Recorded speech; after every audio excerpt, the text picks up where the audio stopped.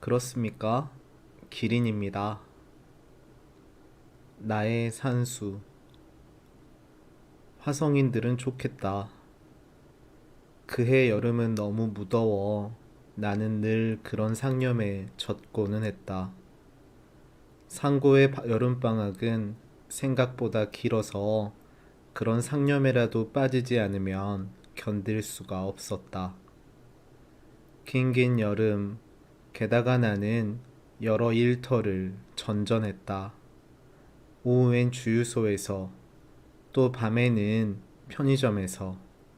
있으나마나한 여자애들이 일터마다 있긴 했지만 있으나마나했으므로 지루하긴 마찬가지였다. 비하자면 수성과 금성과 있으나마나인 별들을 지나 지구에서 오던 태양광선이나 나 같은 기분이었을까? 덥지도 않고 멀고 먼 화성. 일터를 돌다 보면 별의별 일들을 겪게 마련인데 모쪼록 그해의 여름이 그러했단 생각이다. 주유소에선 시간당 1,500원을, 편의점에선 1,000원을 받았으므로 나는 늘 불만이 가득했다. 그게 그러니까 시작 때와는 달리 불만이 생기는 것이다. 편의점 사장은 이러면서 세상을 배운다 라고 말했지만 2,000원씩 받고 배우면 어디가 덧나나? 뭐야, 그럼 당신 자식에겐 왜 팍팍 주는데? 를 떠나서 못해도 2,000원 정도의 일은 하고 있다고 나는 늘 생각했다. 글쎄 1,000원이라니. 덥기만 덥고 짜디 짠 지구. 코치 형이 가게를 찾아온 것은 그 무렵의 새벽이었다. 어떠냐? 좋아요. 편의점 알바 역시 코치 형의 소개로 얻은 것이므로 좋다고 밖에는 말할 도리가 없었다. 지역의 알바 정보를 한 손에 쥐었다고 할까? 아무튼 그래서 후배들에게 일자리를 소개하고 요모조모 코치하길 좋아하는 인물이었다. 이 얼마나 요긴한가. 나는 카프리선 하나를 꺼내 그에게 건넸다. 제 돈으로 사는 거예요. 웃으며 말은 했지만 알고나 드세요. 제 인생의 25분이랍니다. 시계를 쳐다보며 나는 생각했다. 지금 일하는 데엔 사장이 꼴통이라서 말이야. 오늘도 여자의 허벅지를 만졌지 뭐냐. 나 참, 그래도 되는 거냐? 되고 말고를 떠나 허벅지를 만진다면 시간당 10,000원은 줘야 되는 게 아닌가? 나는 생각했다. 만지는 게 나쁜 게 아니다. 그러고 고작 1,000원을 주는 게 나쁜 짓이다. 적어도 나는 그렇게 생각했다. 그건 그렇고 너 푸시업 잘하냐? 푸시업이라뇨? 팔굽혀펴기 말이다. 무조건 잘한다고 나는 대답했다. 그래야 일자리가 생긴다는 건 그때도 이미 기본 중에 기본이었다. 페이가 쎄. 시간당 3,000원인데 대신 몸이 좀 힘들어. 3,000원이요? 앞뒤 잴 것도 없이 시간당 3,000원이란 말에 귀가 확 뚫리는 기분이었다. 내 주변에 그런 고부가가치 산업이 존재하고 있었다니. 제의를 받은 사실만으로도 갑자기 확 고도 산업사회의 일원으로 성장한 느낌이었다. 좋고 말고요. 비하자면 수성과 금성과 지구를 지나 비로소 화성에 다다른 태양광선이 바로 나 같은 기분일까? 있으나 마나에 받으나 마나. 지구여, 안녕. 그런 이유로 나는 푸시맨이 되었다. 좋은 점은 전철을 공짜로 탄다는 것, 팔 힘이 세진다는 것, 게다가 다른 알바에 전혀 지장을 안 준다는 거야. 이를테면 여기 일을 마친 다음 슬슬 역에 나가 한따까리 하면 그만이란 거지. 깔끔해. 공사 소속이니 지불 확실하지. 운동이 되니 밥맛도 좋아. 그러니 잠 잘 자고 주유소 일도 계속하고. 코치형의 코치가 쉬지 않고 이어진 것도 까닭은 까닭이었지만 다른 무엇보다 이유는 3,000원이었다. 요는 짧고 굵게 번다. 이거군요. 그런가? 뭐 그런 식으로 생각할 수도 있을까 모르겠군. 코치 형이 어리둥절한 표정을 지었지만 확실히 그런 식이라고 나는 생각했다. 그것이 나의 산수다. 웃건 말건 세상엔 그런 산수를 하며 살아가야 하는 사람이 있다. 있게 마련이다. 미안하구나. 아버진 그렇게 얘기했다. 또 그 소리. 내가 일만 한다 하면 늘 같은 소리였다. 처음엔 들을만 했는데 결국 들으나 마나가 돼버린 지 오래다. 나이 45에 시간당 3,500원. 즉, 그것이 아버지의 산수였다. 여하튼 무슨 상사에 다녔는데 여하튼 무슨 상사라고밖에 말할 수 없는 직장이었다. 딱 한 번 나는 그곳을 찾아간 적이 있다. 중학생 때의 일인데 도시락을 갖다 주는 심부름이었다. 약도가 틀렸나? 엄마가 그려준 약도를 몇 번이고 확인하며 근처의 골목을 서성이고 서성였다. 간신히 찾아낸 아버지의 사무실은 여하튼 그곳에 있기는 한 그런 사무실이었다. 쥐들이 다닐 것 같은 어둑한 복도와 형광등과 칠이 벗겨진 목조의 문. 혹시 외국인가? 라는 생각이 들 만큼이나 을씨년스러운 곳이었다. 깜짝이야. 그런 단어가 머릿속에 있었다니. 넉넉한 환경은 아니어도 제법 메탈리카 같은 걸 듣던 시절이었다.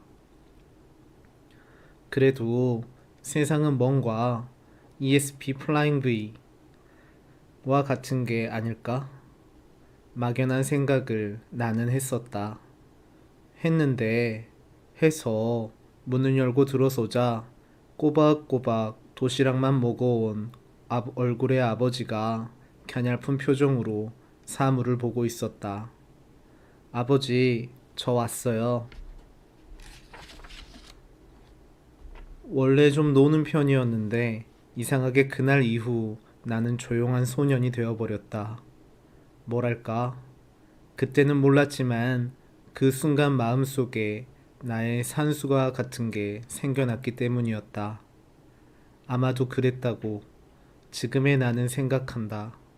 그것은 슬픈 일도 기쁜 일도 아니었으며 누구를 원망할 성질의 것은 더더욱 아니었다. 그저 말 그대로 수였던 것이다. 말수가 줄어든 대신 나는 열심히 알바를 하고 돈을 모으기 시작했다. 야, 세상은 한방이야. 어울리던 친구들이 안쓰럽단 투로 말했지만 나는 알고 있었다. 결국 이들도 같은 산수를 할 수밖에 없단 사실을. 넌 뭘 할 건데? 나? 글쎄, 요샌 연예계가 어떨까 싶어. 인간에겐 누구나 자신만의 산수가 있다. 그리고 언젠가는 그것을 발견하게 마련이다. 물론 세상엔 수학 정도가 필요한 인생도 있겠지만 대부분 삶은 산수에서 끝장이다. 즉, 높은 가지의 잎을 따먹듯 균등하고 소소한 돈을 가까스로 더하고 빼다 보면 어느새 삶은 저물기 마련이다. The end다. 어쩌면 그날 나는 아버지의 산수를 목격했거나 그 연산의 답을 보았거나 혹 그것을 고스란히 물려받았는지도 모를 일이다. 즉 그런 셈이었다. 도시락을 건네주고 산수를 받는다. 도시락을 건네주고 산수를 받았다. 그리고 느낌만으로 아버지 돈 좀 줘 와 같은 말을 두 번 다시 하지 않는 인간이 되었다.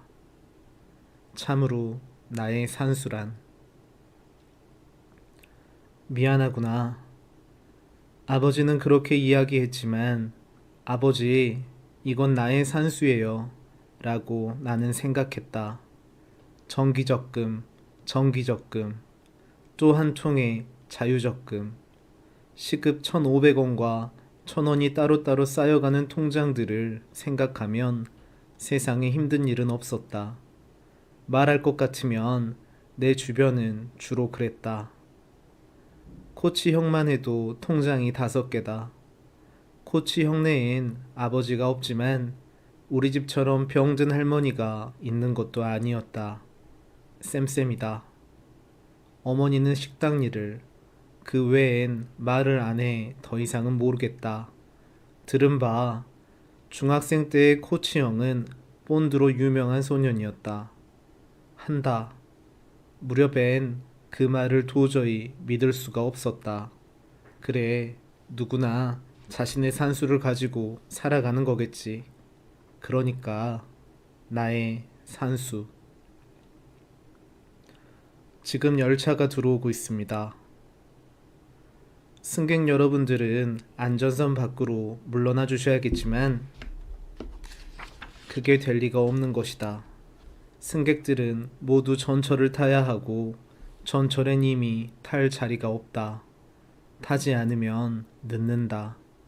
신체의 안전선은 이곳이지만 삶의 안전소는 전철 속이다.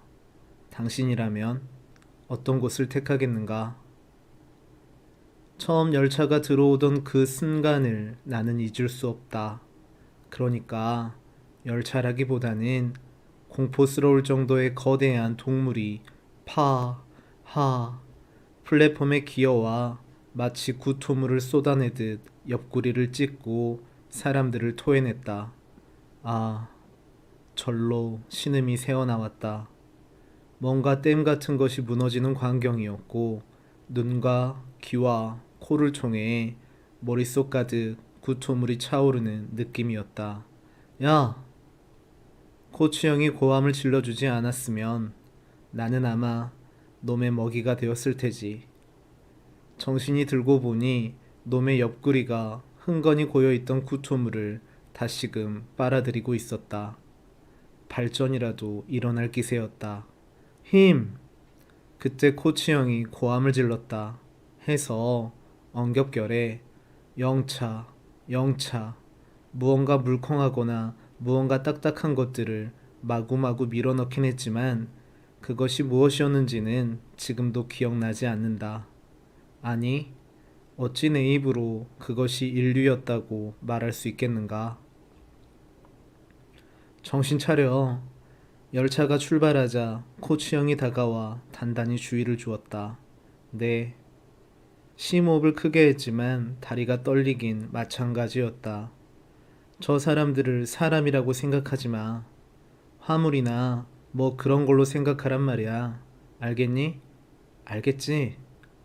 알겠지 해서 다시 열차가 들어왔으므로 나는 새로이 전열을 가다듬었다. 의정부행이었던 두 번째 열차는 아마도 2배의 사람들이 쏟아져 나오는 느낌이었다. 이건 마치 전 인류가 아닌가. 그렇게 1시간이 지나갔다. 정신을 차리고 보니 나는 안전선 밖에, 그러니까 물러서 주시기 바랍니다 정도의 지점에 주저앉아 있었다. 그리고 눈앞에는 3개의 넥타이 핀과 2개의 단추, 더불어 부러진 안경다리가 부상병의 목발처럼 뒹굴고 있었다. 뿔테였다. 인류의 분실물들을 수거하며 나는 비로소 온몸이 땀으로 젖어 있다는 사실을 알 수 있었다. 그러니까 화성인들은 좋겠다. 참 좋겠다. 일주일이 그런 식으로 지나갔다. 아침이면 전 인류의 참상을 목격하고 오전의 짧은 잠, 이어지는 주유소 알바와 밤의 편의점, 온종일 머리, 어깨, 무릎, 발이 아프더니 다음 날엔 머리, 어깨, 무릎, 무릎이 아팠고 그 다음 날엔 머리, 어깨, 무릎, 머리, 어깨, 무릎, 귀, 코, 귀까지 아프다고 할 정도로 온몸이 아파왔다. 이건 시간당 3만 원은 받아야 하는 게 아닌가? 나는 다시 불만에 사로잡혔지만 지금 관두면 억울하지 않니? 코치형의 코치도 과연 옳은 말이다 싶어 이를 악물고 출근을 계속했다. 어쩌면 피라미드의 건설 비결도 억울함이었는지 모른다. 지금 관두면 너무 억울해. 아마도 노예들의 산수란 보다 그런 것이었겠지. 이상하게 이를 악물고 일을 하다 보니 그럭저럭 일에도 재미가 붙기 시작했다. 머리, 어깨, 무릎, 발도 더 이상 아프거나 쑤시지 않았고 이거야 원, 나는 즐거웠다. 여름의 새벽은 신선했고 개봉역의 입구에선 대개 코치형이 담배를 물고 서 있었다. 그리고 큰형, 매표소의 직원을 코치형은 큰형이라 불렀다. 큰형에게서 무임권을 얻는다. 얻고 플랫폼에 올라선 우리는 어떤 특권처럼 라인의 맨 앞쪽에서 열차를 기다린다.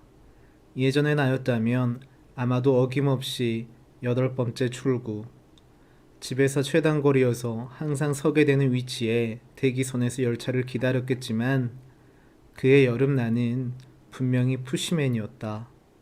코치형을 따라 공손히 인사를 하면 기관사들은 대개 기관사석이나 차장석에 문을 열어주었다. 이 얼마나 근사한 일인가. 사람들은 우리를 전설이라 부른다. 훈시랄까? 아니면 설교랄까? 숙직실에서 감독의 이야기를 듣는 것도 보통 재미가 아니었다. 나이와 경력, 팔뚝의 힘, 투철한 직업관, 그리고 개똥철학. 모든 면에서 최고참인 그를 우리는 감독이라 불렀다. 실제 푸시맨들의 조작력을 맡고 있었으므로 감독의 말은 곧 비치자 생명까지는 아니고 예 였다. 그럼요.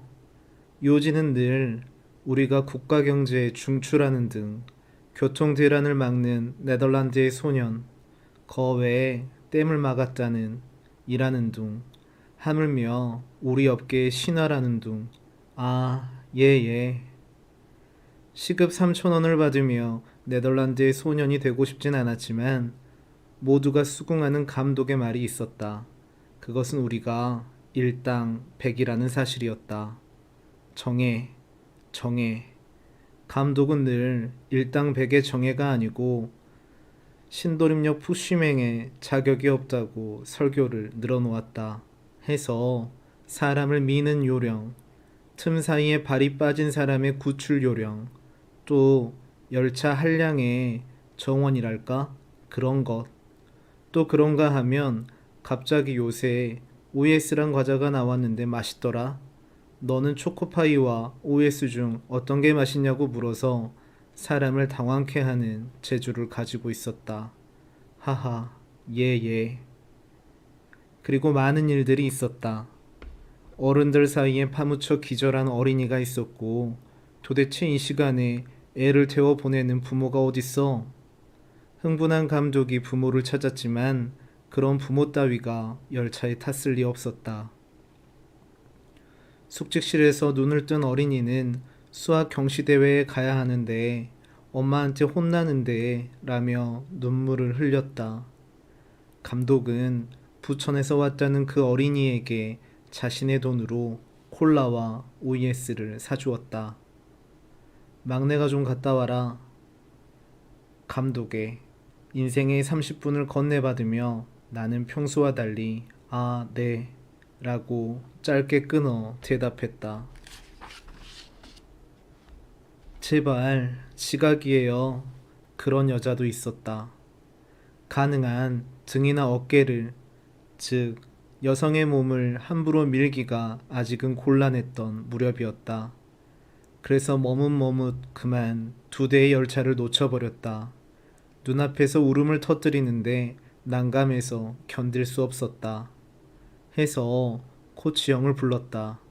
그리고 의정부행이 들어왔는데 어찌나 사람이 많은지 코치형조차 여자를 넣는데 실패했다. 결국 여자를 넣은 것은 감독이었다. 열차 쪽을 보지 마시고 저를 보세요, 저를. 그리고 척 보기에도 가슴 같은 곳을 막 눌러 쑥 밀어 넣었다. 잘 들어. 남자는 앞을 보게 해야 잘 들어가고 여자는 돌아서게 해야 잘 들어가.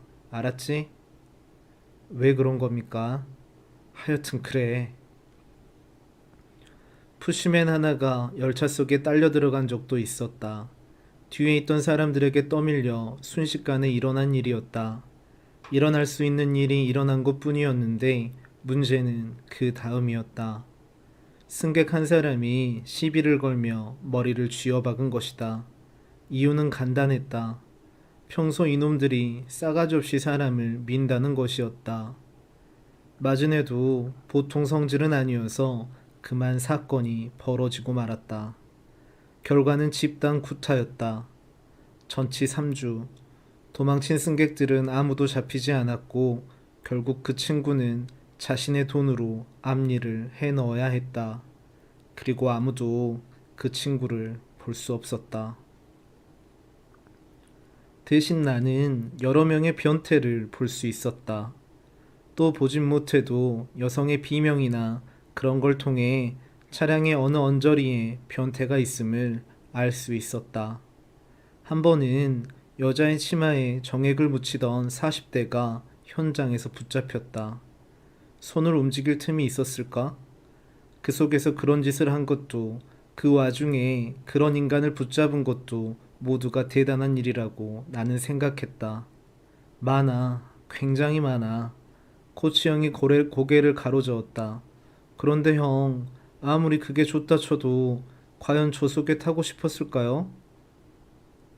그건 모르지. 변태의 속사정을 어떻게 알겠니? 갓 경찰로 부임한 친구가 있거든.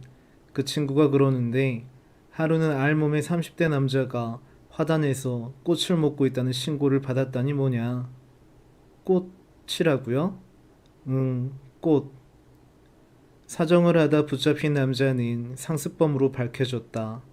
과묵한 인상에 피부가 매우 흰 점이 많은 얼굴이었다. 살찐 목과 근처의 주름을 따라 연신 땀이 흘러내렸다. 변태 주제에 하와이라도 다녀온 모양이지? 감독이 빈정댔지만 그는 결코 얼굴을 들지 않았다. 다른 이유는 없고 그저 곁에 선 경찰의 제복에 비해 그의 꽃무늬 알로하 셔츠가 지나치게 아름답기도 해서 불현듯 나는 이런 생각을 하게 되었다. 하와이에도 전철이 있을까? 하와이에도 화단에서 꽃을 먹는 알몸의 남자가 있을까? 그리고 하와이에도 푸시맨들이 있을까? 지구는 둥그니까 자꾸 걸어나가면 그러니까 알로하 오해. 결국 모든 인간은 상습범이 아닐까? 나는 생각했다.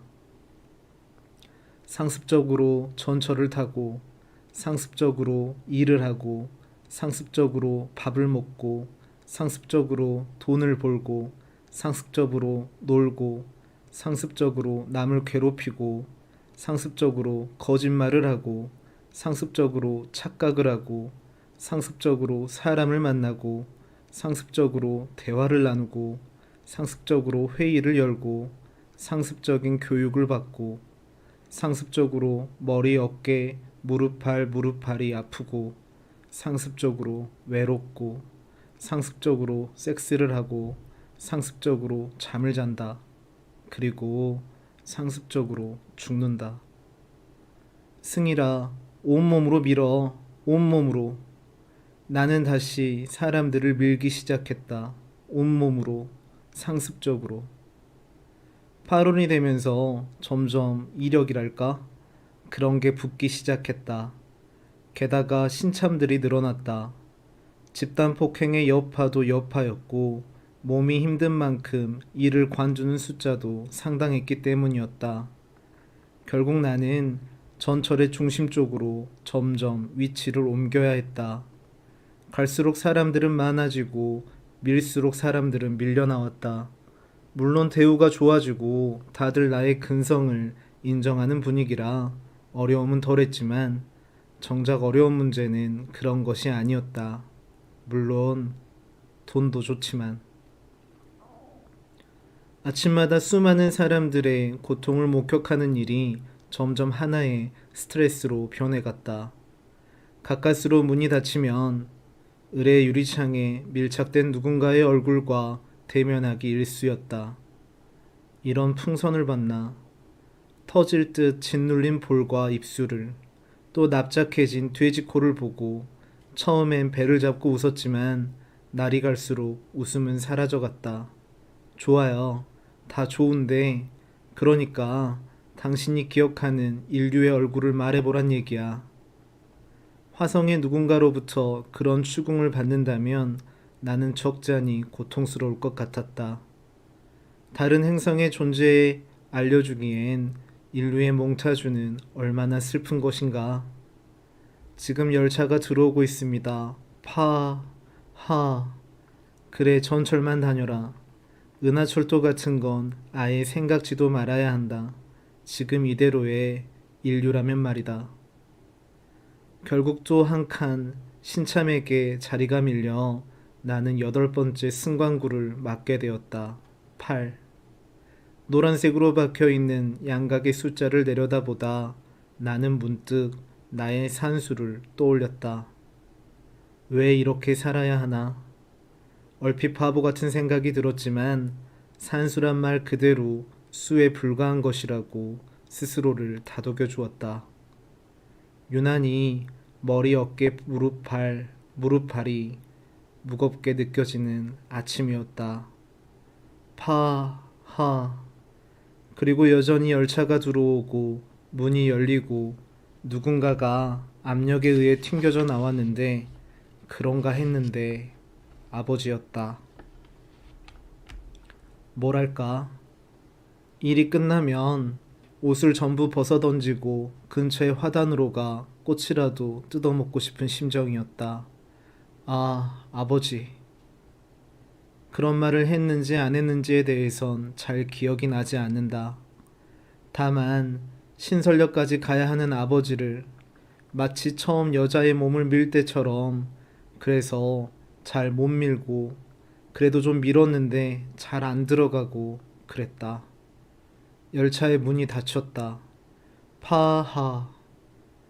상체를 구부려 무릎에 손을 얹고 나는 제법 숨을 몰아쉬었다. 어색한 표정으로 아버지는 어색해진 넥타이를 고쳐매고 서 계셨다. 그리고 잠깐 넥타이를 맬 만큼의 짧은 시간이, 그러나 절대 풀리지 않을 매듭으로 우리 둘 사이를 엮으며 지나갔다. 그것은 무척 이상한 체험이었다. 매듭의 바깥은 더없이 소란스러운데 아버지와 나 사이엔 우주의 고요 같은 것이 고여드는 기분이었다. 고요 속에서, 그러나 눈을 못 마주치는 우리의 결계를 넘어 또다시 안내방송이 흘러나왔다. 지금 열차가 들어오고 있습니다. 이 부근의 어느 지붕. 정말로 지구가 돈다는 것을 알게 될 때가 있다. 일을 끝내고 코치형과 나란히 역사의 벤치에 앉아 있을 때가 더욱 그랬다. 다리를 길게 뻗고 머리를 좀 더 젖히면 구름이 흘러가는 모습을 보게 되는 것이다.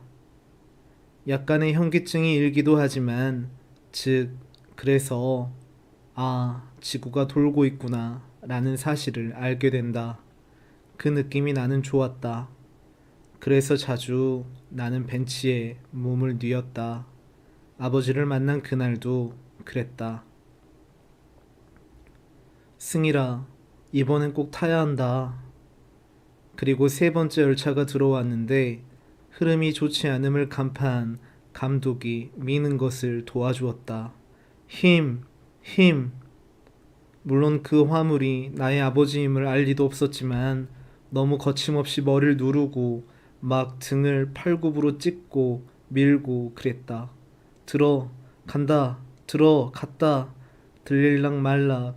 그리고 그 순간 아버지의 흉곽에서 어떤 미약한 소리 같은 것이 새어나오는 듯했다. 파하. 하지만 흉곽을 닫아 열차는 자신의 폐부 속에 아버지의 소리를 가두었고 나는 더 이상 그 소리의 정체를 확인할 길이 없었다. 아무튼 고작 러시아어 절철 따위의 폐부에 갇힌 소리나 호흡, 그런 기포와도 같이 답답하고 길고 이상한 여름이었다. 형, 지구가 돌고 있어요. 그러냐? 뭔가 아버지에 대한 얘기를 하고 싶었는데 전혀 뜻밖의 말들만 튀어나왔다. 뭐 좀 마실래? 그리고 코치 형이 뽑아준 미린다 한 잔을 마시고 그걸로 끝이었다. 그 후로 제법 자주 나는 아버지를 보게 되었다. 서서히 서로에게 어떤 면역이 생겨나기도 했지만 어떤 면역이 생겨도 자체가 즐거울 리 없는 만남이었다. 나는 때로 제대로 아버지를 밀어넣기도 했고 그건 방학이 끝나갈 무렵이었고 그런 날이면 언제나 음료수를 뽑아 마셨다. 저 멀리 구름은 흘러가고 나는 목이 말랐다. 여름은 그렇게 지나갔다. 방학이 끝나면서 푸시맨 생활도 끝이 났고 나는 다시 학교로 돌아왔다. 2학기가 시작된 학교는 몹시도 어수선한 분위기였다. 자리가 없어. 이구동성으로 선배들은 이야기했다. 이구동성이 아니어도 세상의 불황을 누구나 알고 있었다. 자격증도 소용없고 또 정보산업고로 개명하면 취업률이 오를 거란 예상도 그러나 모두 루머에 불과한 것이었다. 선배들은 낙심했고 여전히 구름은 흘러가고 나는 목이 말랐다. 세상은 하나의 열차다. 한량은 정원은 180명. 그러나 실은 400명이 타야만 한다. 답답하고 길고 이상한 여름은 끝이 났지만 대신 길고 이상한 가을이 시작되었다. 그래서 9월이 끝나갈 무렵이었다. 엄마가 쓰러졌다. 상가 건물의 청소일을 오랫동안 해왔는데 과로인지 뭔지 아무튼 쓰러졌다. 다행히 곧장 병원으로 옮겨졌고 그러나 확실한 원인이 발견된 것은 아니었고 일단은 신경인지 어딘지가 나빠질 만큼 나빠졌다는 이야기였다. 검사를 계속 해봅시다. 의사란 사람이 그렇게 이야기했다. 검사는 계속 해야만 하겠지. 의사란 사람이 그렇게 말했으니. 병실에 들어서자 엄마의 손을 잡고 있는 아버지의 모습이 들어왔다. 엄만 어때? 대답 대신 아버지는 말없이 나를 바라보았다. 초원의 복판에서 갑자기 한쪽 다리를 못쓰게 된 타조처럼 멍하고 어두운 표정이었다. 실은 그동안 그나마 아주 잘 걸어왔다는, 아니 달려온 거라는 생각이 나도 들었다. 사라질 엄마의 봉급, 여전한 할머니의 약값, 발생될 엄마의 치료비. 아버지의 눈동자가 그토록 잿빛이었단 사실을 그때 처음 알았다. 뭐랄까, 전지가 떨어진 계산기에 꺼진 액정과 같은 그런 잿빛이었다. 이제 계산이 안 나온다. 나도 계산이 서질 않았다. 불 꺼진 병원의 비상계단에서 나는 코치 형에게 전화를 걸었다. 고학을 했던 담임은 비교적 이해심이 많은 인물이었다. 힘내거라. 내가 잘 처리해주마. 해서 나는 1교시를 빼먹는 학생이 되었고 덕분에 다시금 푸시맨 일을 하게 되었다. 나는 다시 전 인류의 물결을 감당해야 했고 그 속에서 마치 부유하는 미역 줄기와도 같은 아버지를 대면하기 일쑤였다. 맞다. 내 정신 좀 봐. 아버진 그때 점심을 어떻게 했을까? 굶은 걸까? 즉, 도시락의 무게만큼 가벼워진 아버지를 나는 밀고 또 밀었다. 그 가을의 찬바람 속에서 내 손에 밀리던 아버지는 때론 웅크렸고 때로 늘어졌으며 때로 파닥이는 그런 느낌이었다. 문득 아침바람 찬바람에 울고 가는 저 기러기. 코치 형은 이런저런 알바 자리들을 서슴없이 나에게 인계해 주었다. 고마워 형. 나는 못 가게 기러기 인형처럼 딱딱하게 고마움을 표했지만 실은 울고 싶은 심정이었다. 새로 전지를 갈아 끼운 계산기의 액정에서 새롭고 소소한 액수의 숫자들이 깜빡깜빡 빠르게 전멸하는 나날이었다. 그런 느낌이었다. 어느 날 거울을 보다가 그런 잿빛의 눈동자를 나는 보았다. 아버지와 세기 같은 두 개의 동심원. 나는 결국 아버지의 연산이었다. 3.14, 1592, 6535, 897. 그리고 편의점의 사장과 트러블이 있었다. 돈을 안 줘서. 그래서 달라고 했는데 점점 수작이 떼먹자는 수작이었다. 옥신각신 하던 차에 그만 밀었는데 나도 놀랄 만큼이나 한참을 날아갔다. 되려 허리를 다쳤다는 둥, 고소를 한다는 둥 난리를 쳤는데 이 역시 코치 형이 해결해 주었다. 작은 소리로 잠시 얘기를 했을 뿐인데 사장이 나오더니 돈을 주었다.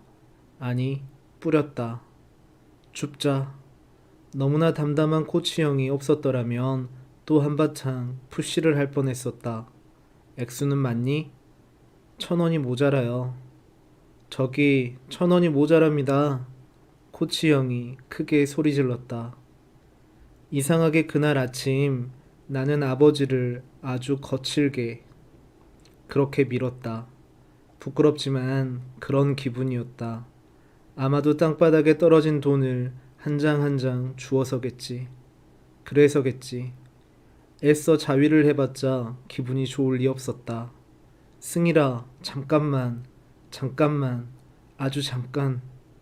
아버지의 신음이 내 귓속을 비집고 들었지만 이상하게도 아무런 느낌이 없었다. 아버지, 잘 다녀오세요. 잘 다녀온 아버지는 그러나 그날 밤 이런저런 사정들을 나에게 털어놓았다. 요는 산수에 관한 것이었다. 점점 회사가 힘들어진다. 지금 다른 곳을 알아보고 있다. 미안한데 당분간은 함께 좀 고생을 하자. 나는 하나도 힘들지 않다고 이야기했다.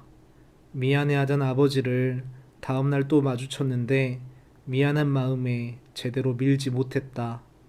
아버지, 잘 다녀오세요.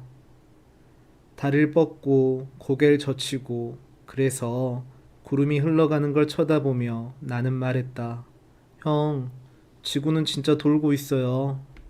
그러냐? 이렇게 지구가 도는 게 느껴질 땐 말이죠. 문득 그런 생각이 들어요. 뭐가?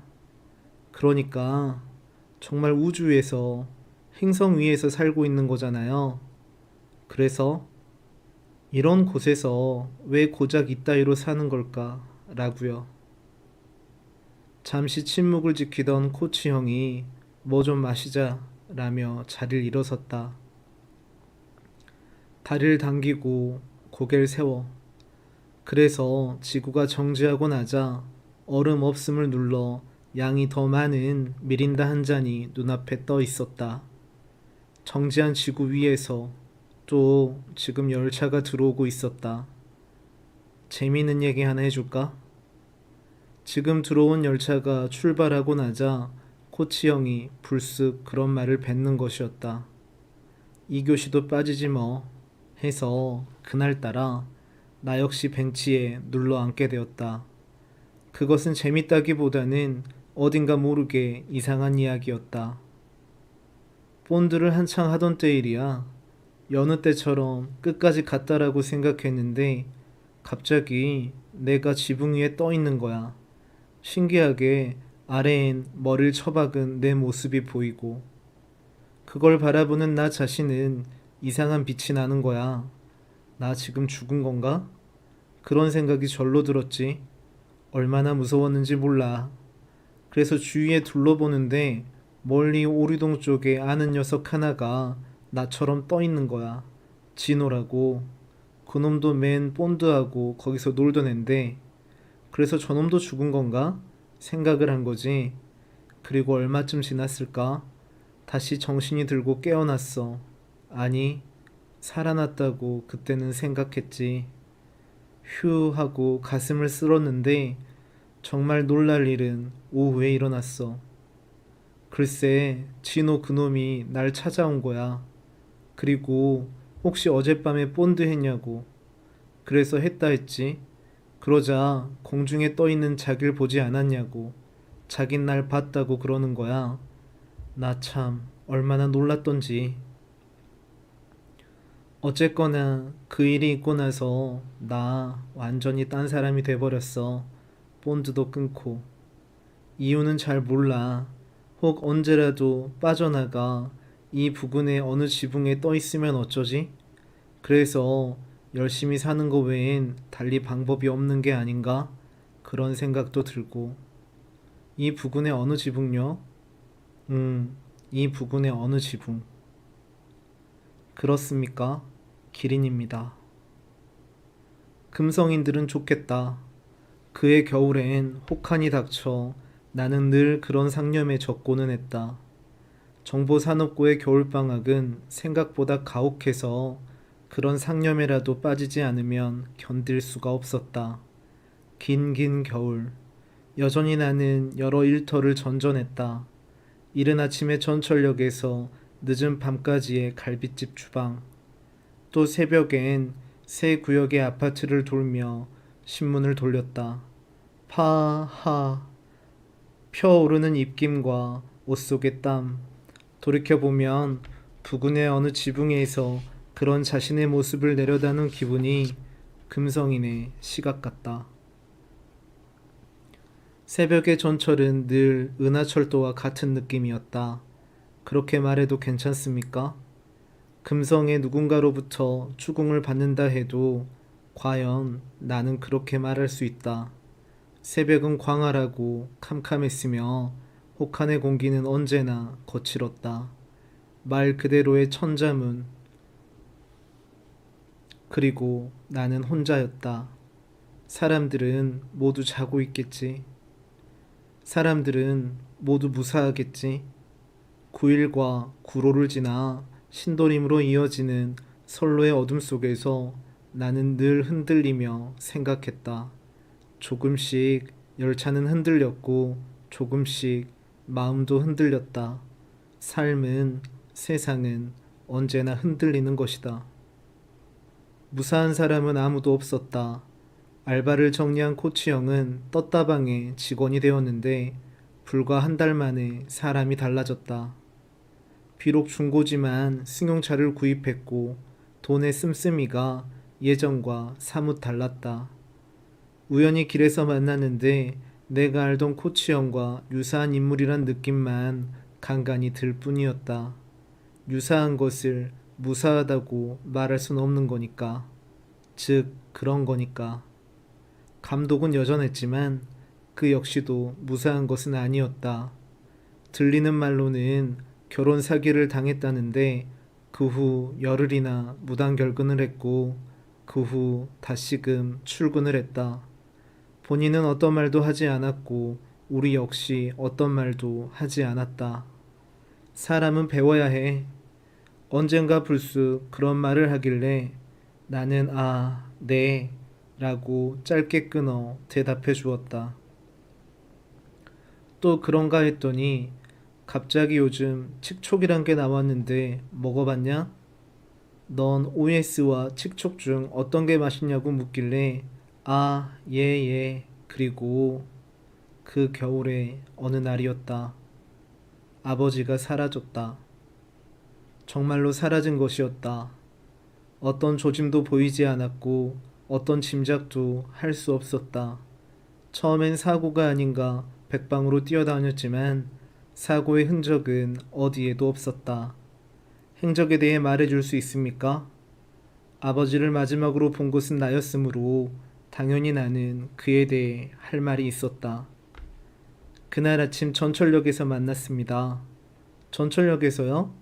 네, 아버지는 출근을 하는 길이었고 저는 그곳에서 아르바이트를 하고 있었습니다. 종종 만나는 편인데 늘 그랬듯 그날도 역시 아버지를 밀어드렸습니다. 뭐 특이한 점은 없었나요? 글쎄요. 그러고 보니 잠깐만 다음 걸 타자 하고 몸을 한번 뺐습니다. 그런 적은 처음이었나요? 네, 아마도. 그래서 어떻게 했나요? 힘드신가 보다 라고 쉽게 생각했습니다. 그래서 다음 열차에 태워 보냈습니다. 순순히 타던가요?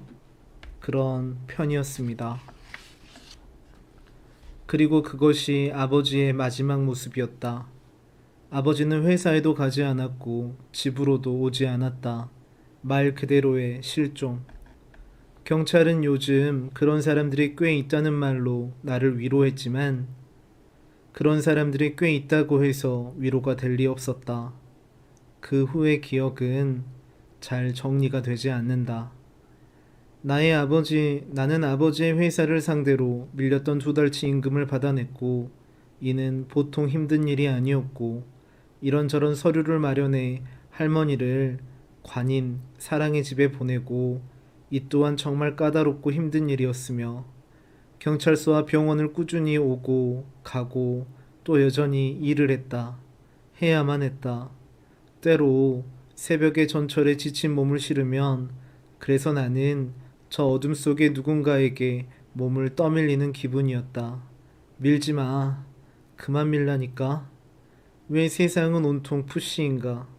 왜 세상엔 푸시맨만 있고 풀맨은 없는 것인가? 그리고 왜 이 열차는, 삶은, 세상은 언제나 흔들리는가? 그렇게 흔들리던 겨울이 가고 봄이 왔다. 봄은 금성인과 화성인이 모두 부러워할 만큼이나 근사한 계절이었다. 끝내 아버지는 돌아오지 않았지만 대신 어머니의 의식이 기적처럼 돌아왔다. 의식이 돌아왔다는 사실보다도 퇴원을 할 수 있다는 사실이 기뻐 나는 울었다. 글쎄, 그 정도의 서러운 이유라면 누구나 눈물이 나오지 않았을까? 이제 재활치료만 받으면 됩니다. 의사란 사람이 그렇게 얘기했다. 재활치료만 받으면 되는 거겠지. 의사란 사람이 그렇게 말했으니. 그렇게 우리 집은 다시금 숨을 트고 있었다.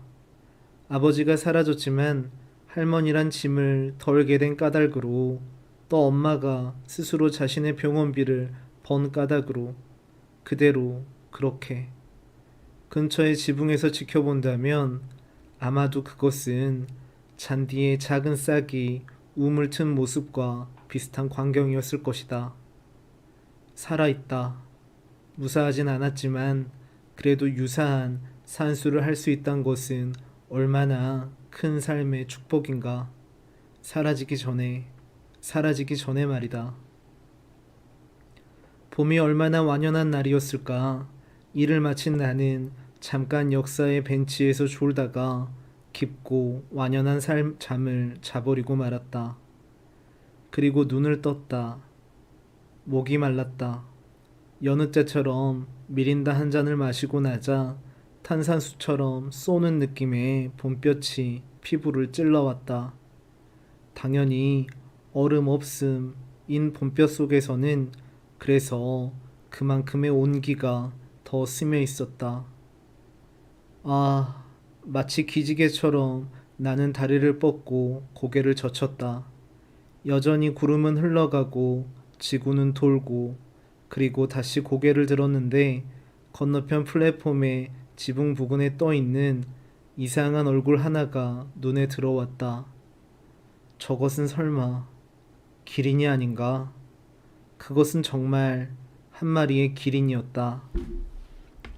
기린은 단정한 차림새의 양복을 입고 플랫폼의 이곳저곳을 천천히 거닐고 있었다.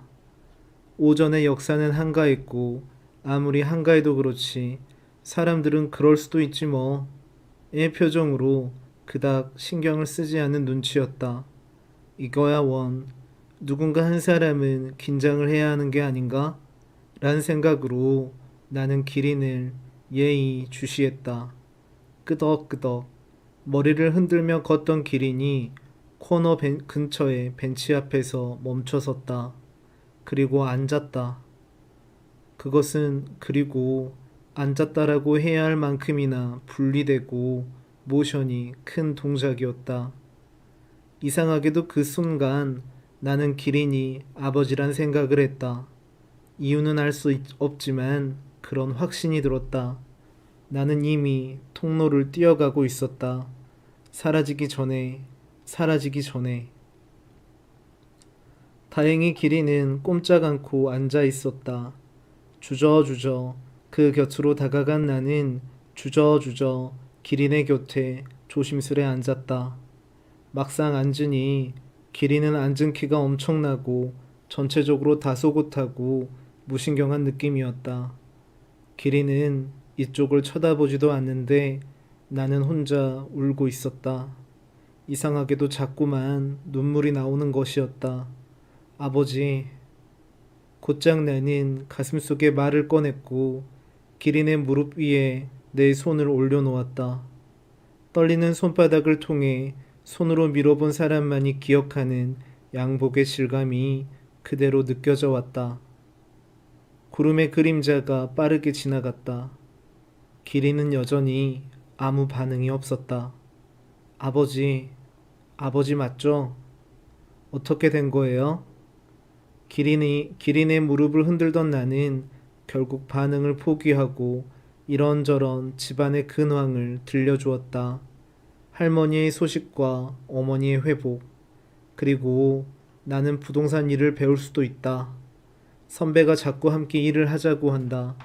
자리가 있다고 한다. 경제도 차차 좋아질 거라고 한다. 무디스인가? 어디서 우리의 신용 등급이 또 한 계단 올라섰대요. 좋아졌어요. 그러니 돌아오세요. 이제 걱정 안 하셔도 된다니까요. 구름의 그림자가 또 빠르게 지나갔다. 아버지, 그럼 한마디만 해주세요. 네? 아버지 맞죠? 그것만 얘기해줘요. 무관심한 그러나 잿빛의 눈동자가 이윽고 물끄러미 나를 바라보았다. 기린은 자신의 앞발을 내 손 위에 포개더니 천천히 이렇게 이야기했다. 그렇습니까? 기린입니다.